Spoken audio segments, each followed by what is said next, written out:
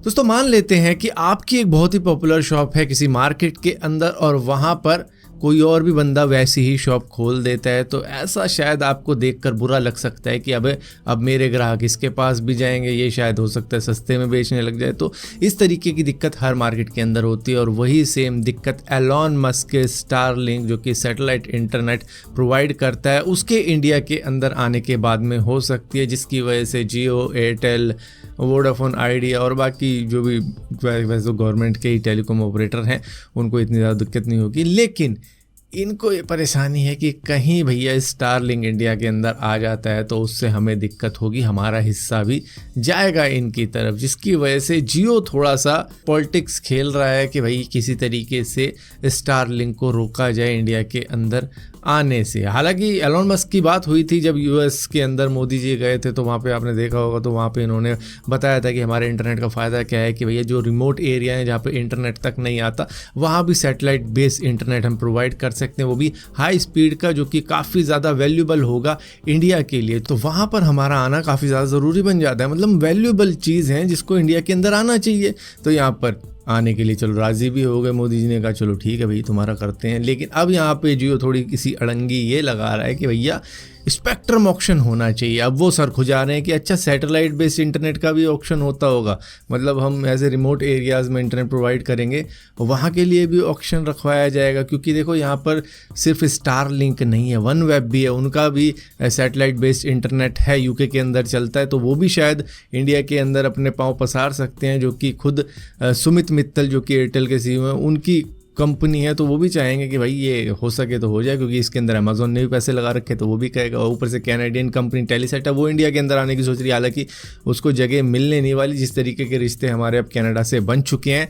लेकिन मेन मुद्दा यही है कि जियो बोलता है कि भाई इनका भी ऑक्शन करवाया जाए, इनका भी जो ट्रांसमिट सिग्नल स्पेसिफिक बैंड होते हैं उनको ऑक्शन में दिया जाना चाहिए, इनको फुल्ली छूट नहीं मिलनी चाहिए। अब ये सोच के हैरान है कि भैया इससे तो भैया इंटरनेशनल टेलीकम्युनिकेशन यूनियन की जो टर्म्स एंड कंडीशन है, जो भी उनकी पॉलिसीज़ होती है उसको वॉयलेट कर देंगे, हम उसके अगेंस्ट चले जाएंगे। वहाँ पर तो ऐसा नहीं होता है बाहर की कंट्रीज़ के अंदर, लेकिन यहाँ पर ऐसा होगा तो भैया तो ये तो फिर सैटेलाइट बेस्ड इंटरनेट का फिर फ़ायदा ही क्या, हम तो फ्रीली भेज रहे थे, अब तो ये तो दिक्कत वाली बात हो गई। तो अब देखेंगे भाई इसका सलूशन क्या निकलता है, क्योंकि जियो तो कह रहा है कि भाई नहीं स्पेक्ट्रम करवा दो, और बाकी तो तार वाले जितने भी हैं, मतलब जिनके टावर लगते हैं, वो तो कहेंगे कि भाई ये करवाओ, ये होना चाहिए। लेकिन ये जो सैटेलाइट वाले हैं कह रहे हैं भाई ये क्या है। सो फाइनली दोस्तों वो दिन नज़दीक आ चुका है जब गगनयान की पहली फ्लाइट टेस्ट की जाएगी 21 अक्टूबर को। उस दिन इसको लॉन्च किया जाएगा स्पेस में। दरअसल इसका नाम रखा गया है TVD-1 यानी कि टेस्ट व्हीकल डेवलपमेंट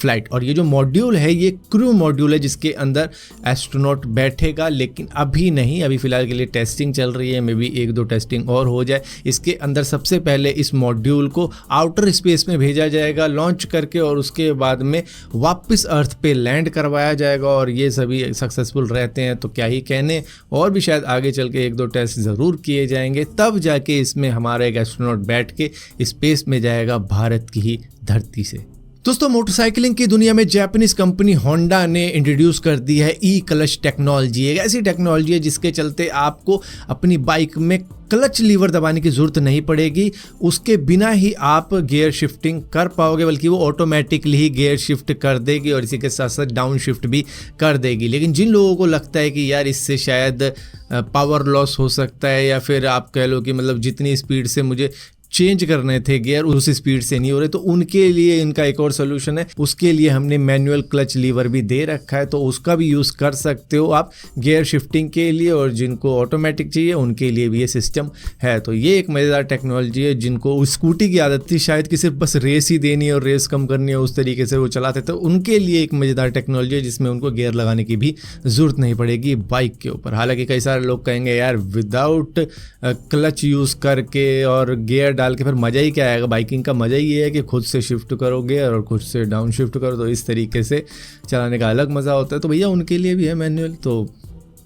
दोनों ही है। दोस्तों स्पेन की एक केव में से, जिसको केव ऑफ बैट्स भी बोला जाता है, वहाँ से हिस्टोरिक फुटवेयर मिले हैं जो कि कुछ इस तरीके के हैं। अब अंदाज़ा ये लगाया जा रहा है कि ये 6000 से लेकर 6200 साल पुराने हो सकते हैं, फिर उससे भी पुराने हो सकते हैं। और ये इकलौता नहीं है, मतलब ऐसे 20 पेयर इनको मिले हैं और ये कुछ ऐसे पहने जाते होंगे कि भाई नीचे लगा लिया पाँव में, उसके बाद में पाँव पे एक रस्सी बांध दी, तो उस तरीके से इनको पहन के चला जाता था जंगलों में, कांटे भरी जगहों पे। और इसी के साथ साथ इससे पहले भी इनको कुछ 76 आर्टिफैक्ट्स मिले थे, लेकिन वो अंदाज़ा लगाया गया कि वो करीबन 2000 साल पुराने होंगे। दोस्तों अभी कुछ ही दिनों पहले मैंने आपको बताया था कि यूएस के अंदर एक बंदे ने 500 दिन रहने के बाद में अपने लैंडलॉर्ड के ऊपर ही केस कर दिया है कि भैया बहुत ही घटिया जगह पर मैं रुका हुआ था, तो अब उसको फाइन देना पड़ेगा, मतलब लैंडलॉर्ड को फाइन देना पड़ेगा उस किराएदार को ही जिसने पहले ही उसको पैसे नहीं दिए 500 दिनों के, जो कि शायद एक दिन के $30 बन रहे थे। अब यहीं पर एक इंडियन लैंडलॉर्ड है जो कि यूके के अंदर अब 10 साल का बैन फेस कर रहा है, जिसका नाम मिस्टर दास है। और ये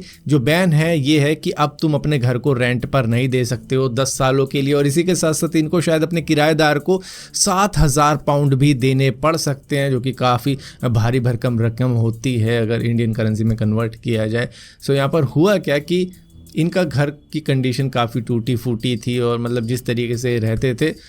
वो इंडियन तरीके, ये मतलब इंडिया में भी हम थोड़ा बहुत ऐसे ही रह लेते हैं, लेकिन वहाँ के अंदर जो भैया लिविंग कंडीशन है वो अच्छी होनी चाहिए। जब भी आप किसी किराएदार को घर दे रहे हो तो उस तरीके की चीज़ें हैं, जिसके बाद में